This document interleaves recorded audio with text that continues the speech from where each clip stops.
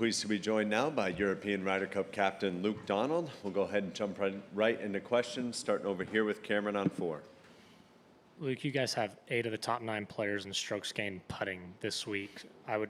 What has been working so well for you guys on the greens, or what did you guys figure out in kind of the lead up that's allowed you to really dominate that part of the game? I wish there was a good answer for that one. It's not like I told the guys to practice this, to practice that. We saw some stats about Bethpage where putting inside 6 feet had a little bit more relevance than most weeks. But no, these guys are just, when it comes to their preparation, I leave that to them. I mean, we give them a guide to the course and some of the demands and some of the things that have proven to be successful in past tournaments here. But these guys are 12 very able guys that know how to prepare and get ready. So it's certainly, I'm not going to take credit for that. That is more about their grit and their determination to hold those putts more than anything. In the middle here, Mike 7. Luke, you're very close. What would it mean to you and the team to win on foreign soil and maybe even win in record-breaking style? I mean, I said it at the beginning of the week, we came here to try and win, to try and create history. We know it was going to be a very difficult task. Looking at past Ryder Cups, away Ryder Cups, 3 of the last 4 haven't been very close. I didn't expect to have as big a lead like this. A lot of things have gone well for us, but I'm very happy with how strong our team is. The firepower they have, the intensity, it's kind of the anti-fragile mentality. Things got tougher out there, and they got, it fired them up even more. They were able to get better through those difficult moments out there. So that is what makes me most proud as a captain. Just their ability to take the punches and come back even stronger.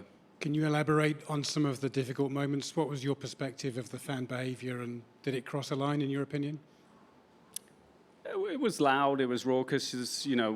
What I consider crossing line is personal insults and making sounds, when they're trying to hit on their backswings or, very close to when they're trying to go into their routines. That did happen a little bit. It's happened at other Ryder Cups too.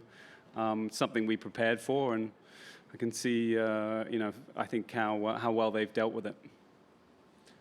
Top right corner there, Mike 15.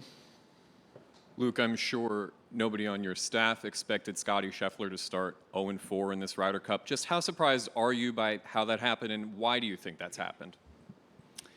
I have the utmost respect for Scottie Scheffler and what he's done in the game, how he keeps continuing to be. He's going to be one of the greatest players ever to play this game. I mean, the way he's been playing the last 3 or 4 seasons, it's incredible to watch. He's great for the game, but yeah, it hasn't been his time, obviously. Match play, playing with a partner, it is different. There's different scenarios. You have to rely a little bit on your partners as well. So, it's hard to do it all by yourself. But, Scottie Scheffler is a champion. Over to Alex. Luke, could you, give us a status on Victor? Yeah, Victor, he was feeling quite uncomfortable in the middle of the round this morning. He got some physio. He was given a lot of anti-inflammatories during the round. He finished, he was feeling okay. He went into rest, and then he went back out to the range to try and hit some balls. And when he got to the driver, he hit one, it was very painful. And he hit another one, it got even more painful. And it was that point that he thought, I'm not going to be able to play to the level that I think I can. So it was a last-minute decision to switch him out. Tyrrell literally warmed up for about 10 minutes.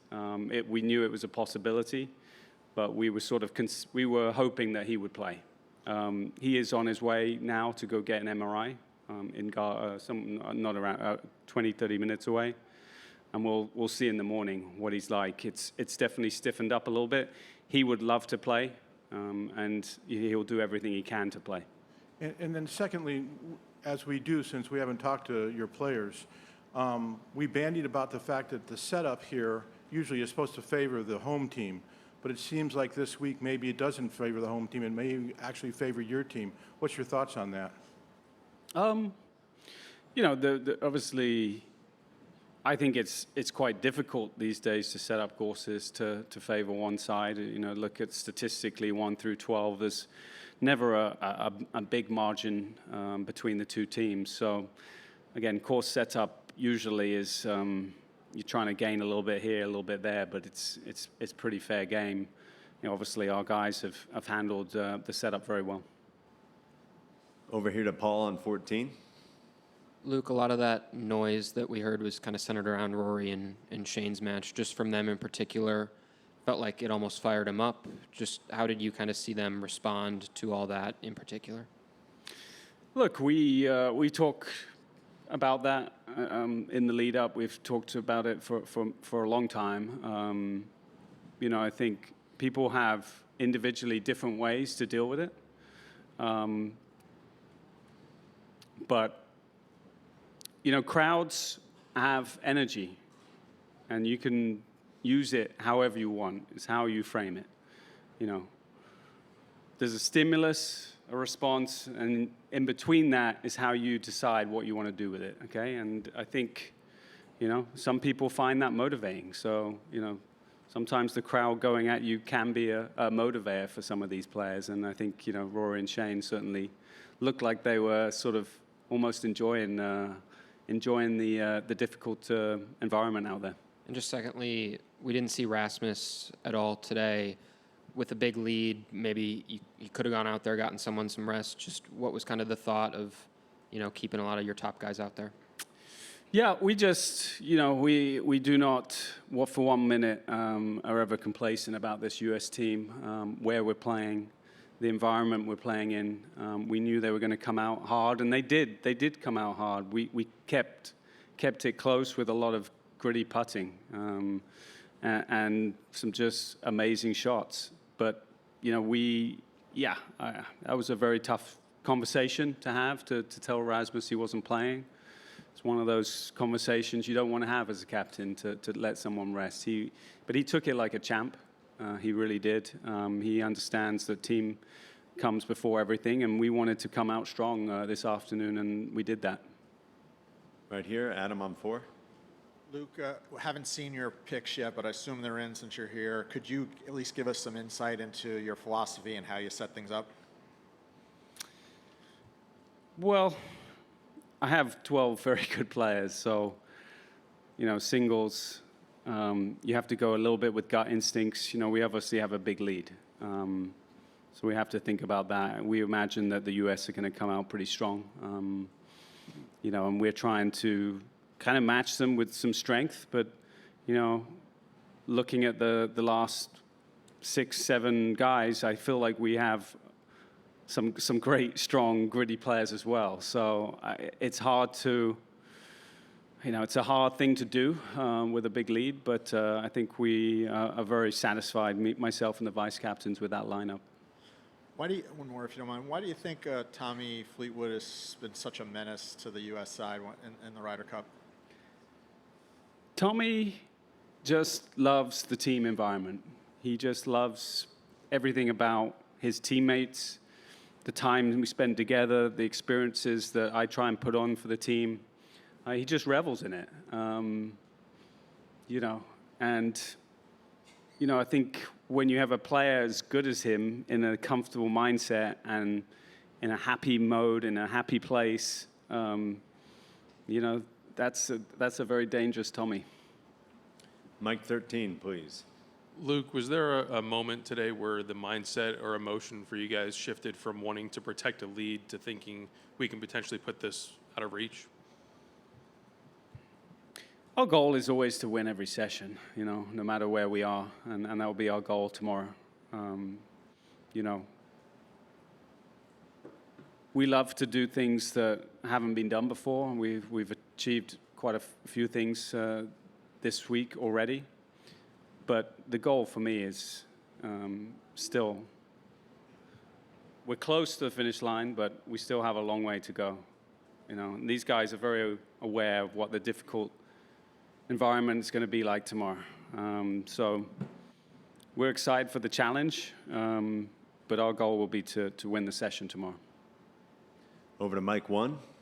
Luke, independently of what happens tomorrow, how would you like to be remembered as a captain? Again, I think legacy has something to do with winning and losing, of course, but for me it's more important what my teammates think about me. As I said from the beginning this week, you know, my anchors, what's important to me means a lot. How I go about things, the preparation I go into, the trust I've created amongst the team, the fact that I do things, you know, I try to do things from a humbling way and an integrity way.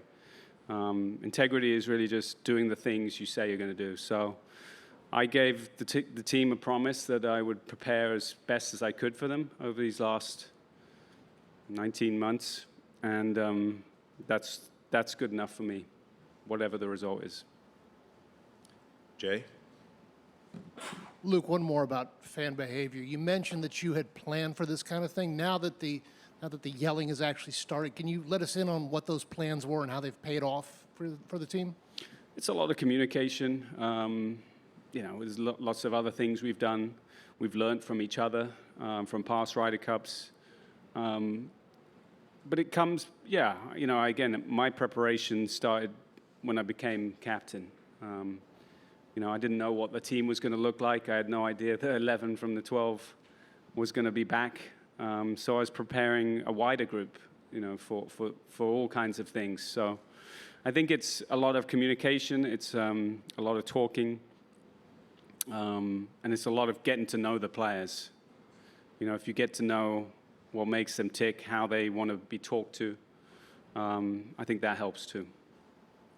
To watch another Ryder Cup video, click here and subscribe here.